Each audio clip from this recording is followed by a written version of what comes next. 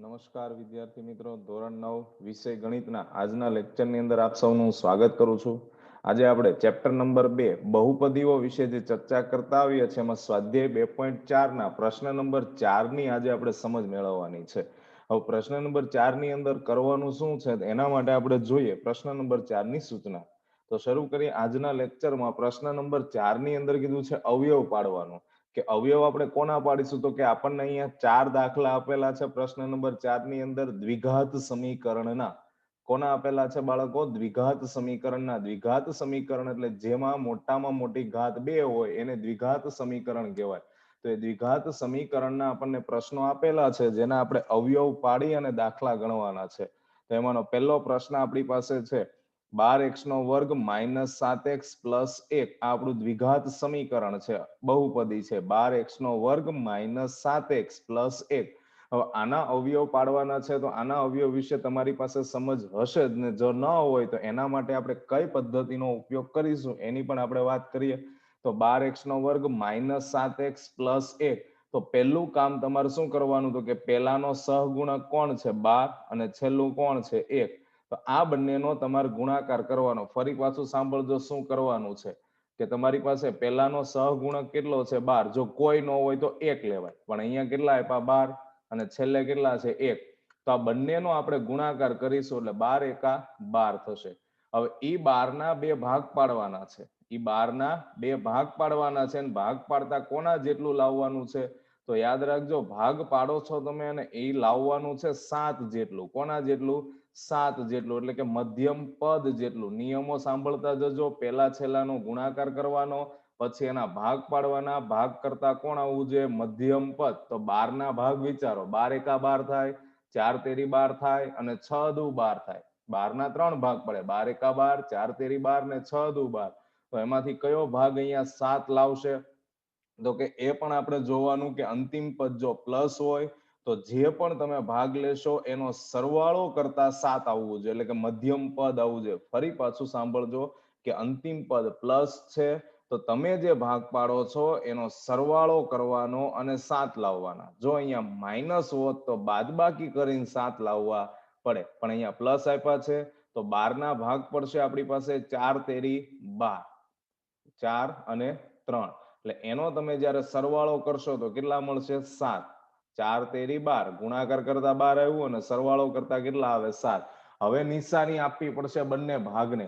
તો જ્યારે છેલ્લું પદ એટલે કે અંતિમ પદ જો પ્લસ હોય છે, અંતિમ પદ જો પ્લસ હોય છે તો મધ્યમ પદની જે પણ નિશાની છે એ તમારે બંને ભાગને આપવી પડે. ફરી પાછું સાંભળજો, જો તમારું અંતિમ પદ પ્લસ હોય તો મધ્યમ પદની નિશાની જે છે એ બંને ભાગને આપવી પડે. એટલે મધ્યમ પદ કેવું છે? માઇનસ. તો 4 ને આપણે માઇનસ આપવું પડે ને 3 ને માઇનસ આપવું પડે. તો જ સ્વાભાવિક છે માઇનસ માઇનસ પ્લસ. 4 ને 3 7, પણ કેવા થયા? -7. ટૂંકમાં આપણે જે પણ ક્રિયા કરેલી છે અહીંયા મધ્યમ પદ માટે કરેલી છે. એટલે ફરી પાછો નિયમ તમને સમજાવી દઉં છું, ફટાફટ સાંભળજો કે પહેલા અને છેલ્લાનો ગુણાકાર કરો એટલે 12 એકા 12. પછી એના બે ભાગ પાડવાના છે. અંતિમ પદ પ્લસ હોય તો સરવાળો કરતા મધ્યમ પદ લાવવાનું. અંતિમ પદ માઇનસ હોય તો બાદબાકી કરતા મધ્યમ પદ લાવવાનું. આ બીજો નિયમ થયો. પહેલો નિયમ શું હતો? ગુણાકાર કરવાનો પહેલા છેલ્લાનો. પછી બીજા નિયમની અંદર જો અંતિમ પદ પ્લસ હોય તો ભાગનો સરવાળો થવો જોઈએ, અંતિમ પદ માઇનસ હોય તો ભાગની બાદબાકી કરીને લાવવાનું. તો કોણ થાય બંને કિસ્સામાં? મધ્યમ પદ જ. અને પછી છેલ્લો પદ નિશાની આપવાની. તો જો પ્લસ હોય તો મધ્યમ પદની નિશાની બેને આપવાની, અને જો માઇનસ નું ચિહ્ન હોય અહીંયા તો મધ્યમ પદની નિશાની આ બેમાં જે મોટું હશે એને આપવાની. ટૂંકમાં જો સાદી ભાષામાં કહીએ તો નિશાની આપવાની વાત આવે તો તમારે છેલ્લા પદ ઉપર આખો આધાર રાખે. પ્લસ હોય તો મધ્યમ પદની જે પણ નિશાની હશે એ બંનેને આપવી પડશે, અને માઇનસ હોય તો મધ્યમ પદની જે પણ નિશાની હશે એ મોટા ભાગને આપવી પડે. તો જોઈએ આપણે આગળ કે 12x², પછી આ જે -4 એને x આપી દીધો એટલે -4x. એવી જ રીતે આ -3x ને છેલ્લું કોણ હતું? +1. ટૂંકમાં અહીંયા વચ્ચે જે બે પદ તમે જોવો છો -4x - 7x, sorry -4x -3x એ આ -7x ની ગોઠવણી થઈ. શું થઈ? -7x ની ગોઠવણી થઈ. તો હવે શું થશે? તો કે આપણી પાસે 4 પદ થઈ ગયા છે. કેટલા પદ થઈ ગયા છે? 4. તો 4 પદ જ્યારે આપણી પાસે હાજર છે તો એમાં આપણે શું કરીશું? તો કે બબે પદના હું ભાગ પાડી દઈશ. પ્રથમ 2 પદ અને અંતિમ 2 પદ. આ બંને પદમાંથી હવે હું સામાન્ય લઈશ. તો પેલા 2 માંથી મને સામાન્ય શું મળશે? તો કે અહીંયા 12 છે અને અહીંયા 4 છે. તો 12 છે એટલે 4 તેરી 12 થાય. તો અહીંયા પણ 4 તો સમાયેલો જ છે. ફરી સાંભળજો, 12 ના તમે ભાગ પાડો છો 4 તેરી 12 થાય અને અહીંયા 4 આપ્યા છે એટલે 4x સામાન્ય નીકળશે. તો શું વધશે? 4 તેરી 12 એટલે 3x નો વર્ગ, એટલે એક વાર x લઈ લીધો, x વધ્યો, પછી માઇનસ નું માઇનસ લીધું, 4x આખું પદ ગયું, કોઈ નથી વધતું. એટલે કોણ વધે છે? 1. પછી અહીંયા માઇનસ હોય માઇનસ લખવાનું, પ્લસ હોય તો પ્લસ લખવાનું. હવે આ બેમાં કોઈ પદ કોમન નથી, સામાન્ય નથી. તો જ્યારે કોઈ પદ સામાન્ય ન હોય એવી પરિસ્થિતિમાં આપણે કેટલા સામાન્ય લઈએ છીએ બાળકો? 1. તો મેં -1 ને સામાન્ય લીધું છે. હવે ખાસ સાંભળજો કે જ્યારે તમે માઇનસ સાથે સામાન્ય લ્યો છો ત્યારે પછીના જે પદ છે એમના ચિહ્નો બદલાઈ જાય. માઇનસ હતું તો એ જો પ્લસ થઈ ગયું છે ને પ્લસ હતું એ કેવું થઈ ગયું છે? માઇનસ. તો યાદ રાખવાનું છે બાળકો કે જ્યારે માઇનસ નું ચિહ્ન સામાન્ય લ્યો છો ત્યારે બંને પદના ચિહ્નો બદલાય છે. હવે તમે અહીંયા એક વસ્તુની જો નોંધ લીધી હોય તો તમારી પાસે જે પદ આવ્યા છે એ પદમાં 3x - 1 અને અહીંયા પણ 3x - 1 આ સામાન્ય પદ છે. કેવું છે? એ સામાન્ય પદ, એટલે કે બંનેમાં સમાન છે. તો એને એકવાર લખીશું એટલે એને સામાન્ય લઈ લઈએ. તો 3x - 1 12 લઈ લીધું. અહીંયા કોણ વધ્યો હતો? 4x. અને અહીંયા કોણ વધ્યું હતું? -1. તો 4x - 1. તો આ આપણો ફાઇનલ આન્સર થઈ ગયો કે આપણે આ બહુપદી જે આપેલી હતી દ્વિઘાત એના અવયવ પાડ્યા છે. તો આ રીતે કોઈ પણ દ્વિઘાત બહુપદી જ્યારે 3 પદમાં વહેંચાયેલી હોય છે ત્યારે એનું અવયવીકરણ આપણે આ પદ્ધતિથી કરવાનું થશે. તો જોઈએ બીજો દાખલો એટલે વધારે ખ્યાલ આવે. તો બીજા દાખલાની રકમ આપી છે 2x નો વર્ગ + 7x + 3. પહેલો નિયમ બધા માટે સમાન. પહેલા અને છેલ્લાનો શું કરવાનો? ગુણાકાર. તો કરો. પહેલા અને છેલ્લાનો ગુણાકાર કેટલો થશે? તો કે 2 × 3 એટલે 6 થશે.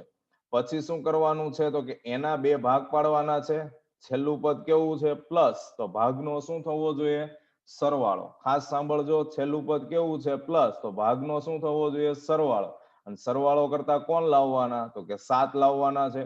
તો 6 ના ભાગ 6 એકા 6 થાય, 3 દુ 6 થાય. તો 6 એકા 6 એટલે 2 ભાગ પડી ગયા. અને સરવાળો કરશો તો 6 ને 1 7 પણ થઈ જશે. ઓકે, ચાલો, ભાગ તો પડી ગયા છે એટલે 2 કામ કરી દીધા. ગુણાકાર કર્યો અને ભાગ પાડી દીધા. હવે શું કરવાનું? નિશાની આપવાની. તો નિશાની આપવા માટે જે વાત થઈ કે છેલ્લું પદ જોવાનું. છેલ્લું પદ કેવું છે તમારી પાસે? પ્લસ. તો આ મધ્યમ પદની જે નિશાની છે એ કોને મળશે?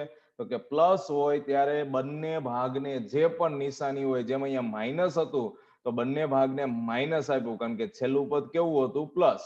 અહીંયા પણ છેલ્લું પદ કેવું છે? પ્લસ. તો આ પ્લસ છે મધ્યમ પદની જે નિશાની એ તમારે બંને ભાગને આપવી પડશે. એટલે 6 છે એ પ્લસ થશે અને 1 છે એ પણ પ્લસ થશે. એને ગોઠવી દે અહીંયા કે 2x નો વર્ગ પ્લસ 6x પ્લસ 1x લખો કે ખાલી x લખો એમાં કોઈ ફરક પડતો નથી. અને છેલ્લે કેટલા આવ્યા? +3. હવે અહીંયા 4 પદ છે તો આપણે બબે પદની શું બનાવી દઈએ? જોડી. એટલે પહેલા 2 પદમાંથી સામાન્ય લેવાનું અને છેલ્લા 2 પદમાંથી સામાન્ય લેવાનું. તો પહેલા 2 માંથી જોશો તો 2 અને 2 તેરી 6 એટલે 2x સામાન્ય નીકળે. તો અહીંયા x વધ્યો પ્લસ 2 તેરી 6 એટલે 2 ગયા x ગયા એટલે 3 વધ્યા. આ બે માંથી કોઈ સામાન્ય નીકળતું નથી એટલે +1. અને પ્લસ નું ચિહ્ન જ્યારે લ્યો છો ત્યારે કોઈ ફેરફાર થતો નથી, પણ માઇનસ નું ચિહ્ન લ્યો છો ત્યારે ફેરફાર જરૂર કરવો પડે છે. હવે જોશો x + 3 x + 3 ફરી પાછા સમાન પદ આવ્યા તો એને સામાન્ય લઈ લ્યો અને બાકીનું શું વધ્યું? 2x + 1 એને એક બાજુ લખી દો. તો આ થઈ ગયો તમારો આન્સર. એટલે યાદ રાખવાનું, છેલ્લે જતા જતા તમારી પાસે આ જે બે કાઉન્સ છે એ સમાન આવવા જોઈએ. હવે ત્રીજો દાખલો જોઈએ આપણે. રકમ આપી છે 6x નો વર્ગ પ્લસ 5x માઇનસ 6. અત્યાર સુધી આપણે જોયું કે બે દાખલાની અંદર અંતિમ પદ પ્લસ હતું, હવે કેવું આવ્યું છે? માઇનસ. તો પહેલો નિયમ તો સમાન જ છે કે પહેલા અને છેલ્લા પદનો ગુણાકાર કરો તો 6 × 6 એટલે કેટલા થશે? 36.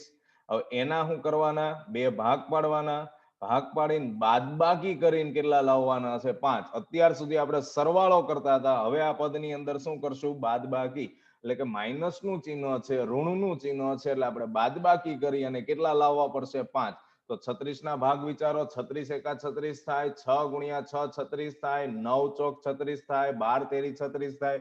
તો આ 36 ના ભાગ છે. હવે એ ભાગમાંથી કયો ભાગ પસંદ કરશો કે જેથી કરીને બાદબાકી કરતા 5 આવે, કારણ કે અંતિમ પદ કેવું છે, માઇનસ, એટલે બાદબાકી કરવી પડે. તો 9 ચોક 36 અને 9 માંથી 4 જાય તો કેટલા વધે, 5. હવે અહીંયા ખાસ ધ્યાન આપશો કે તમારી પાસે જે પદ છે અંતિમ, એ કેવું છે, માઇનસ. તો હવે નિશાની આપવી પડે. તો મધ્યમ પદની નિશાની પ્લસ છે, એ કોને જશે, તો યાદ રાખશો તમે કે આ મધ્યમ પદની જે નિશાની પ્લસ છે એ જ્યારે માઇનસ હોય ત્યારે કોને આપવી પડે છે, મોટા ભાગને. તો આમાં મોટું કોણ છે, 9. તો 9 છે એને શું આપવું પડશે, પ્લસ. 9 ને શું આપવું પડશે, પ્લસ. તો ચાલો 9 ને તો પ્લસ આપીએ, તો 4 ને સાથે શું આપવું પડે, માઇનસ. તો જ 9 માઇનસ 4 કરો તો +5 આવે. બરોબર છે. એટલે આપણે અહીંયા ટૂંકમાં કામ કરીએ છીએ બધું મધ્યમ પદ માટેનું જ, પણ કોના આધાર ઉપર, અંતિમ પદના આધાર ઉપર. તો ફરી પાછો ત્રીજા દાખલાની અંદર માઇનસ વાળું છે, તો એનો નિયમ તમને કહું કે પહેલું તો કોમન છે, પહેલા અને છેલ્લાનો ગુણાકાર કરવાનો, પછી ભાગ પાડવાના. હવે જો અંતિમ પદ માઇનસ હોય તો ભાગની બાદબાકી કરીને મધ્યમ પદ લાવવાનું, જેમ પ્લસ હતું તો ભાગનો સરવાળો કરીને મધ્યમ પદ લાવ્યા હતા, એમ બાદબાકી હોય ત્યારે ભાગની બાદબાકી કરીને મધ્યમ પદ લાવવાનું. તો 9 ચોક 36. પછી વાત આવે નિશાની આપવાની, તો પ્લસ માટે તો સીધી વાત હતી કે પ્લસ હોય તો મધ્યમ પદની જે પણ નિશાની હોય એ બંને ભાગને આપી દેવી. પણ જ્યારે માઇનસ હોય ત્યારે મધ્યમ પદની જે પણ નિશાની હશે એ તમારે કોને આપવી પડશે, મોટા ભાગને. એટલે તમે જે બે ભાગ પાડો છો એમાં જે મોટો ભાગ છે એને તમારે એ નિશાની આપવી પડે. તો ચાલો હવે આને લખી દઈએ, ગોઠવણી કરીએ. તો 6x નો વર્ગ plus 9x minus 4x minus 6. તો તમે જોઈ શકો છો કે 9 પ્લસ હતા તો પ્લસ 9x લખ્યું, અને 4 માઇનસ હતા તો માઇનસ 4x. હવે ફરી પાછા 4 પદ છે તો બબેની જોડી બનાવી દો, કે પેલા બે પદનો ભાગ પડશે અને ત્યાર પછીના બે પદનો ભાગ પડશે. તો એમાંથી આપણે શું કરવાનું છે, સામાન્ય લેવાનું છે. ચાલો સામાન્ય લઈએ. 3 દુ 6, 3 તેરી 9. તો બંનેમાં 3 3 આવ્યા અને x તો છે જ, એટલે 3x સામાન્ય મળશે અહીંયા પેલામાંથી. 3 દુ 6 એટલે 2x વધ્યા, પ્લસ 3 તેરી 9 એટલે 3 વધ્યા. ફરી પાછો અહીંયા જોશો માઇનસ આવ્યું તો માઇનસ ને લઈ લ્યો અહીંયા. 4 એટલે 2 દુ 4 ને 2 તેરી 6. આ બે માં કોઈ નહોતું મળતું, એક એક લખ્યા હતા. પણ અહીંયા તમે જોશો તો 2 દુ 4 ને 2 તેરી 6 એટલે 2 તો સામાન્ય નીકળ્યા. તો 2 દુ 4 એટલે 2x. માઇનસ નું ચિહ્ન લીધું છે એટલે નિશાની બદલાય, માઇનસ છે તો કેવું થઈ ગયું, પ્લસ, અને 2 તેરી 6. તો તમે જોયું છે અહીંયા પણ તમને જે કાઉન્સ મળે છે 2x પ્લસ 3, અને આ બાજુ પણ 2x પ્લસ 3, એ કેવા કાઉન્સ મળ્યા છે તમને, સમાન. તો સમાન કાઉન્સ મળે છે એને સામાન્ય લઈ લ્યો. તો 2x પ્લસ 3 અને બીજા કાઉન્સમાં શું વધશે, 3x માઇનસ 2. તો આ આપણા દાખલાનો જવાબ થઈ ગયો. તો આમાં પણ પદ્ધતિ સમાન છે, ખાલી નિયમો જુદા છે.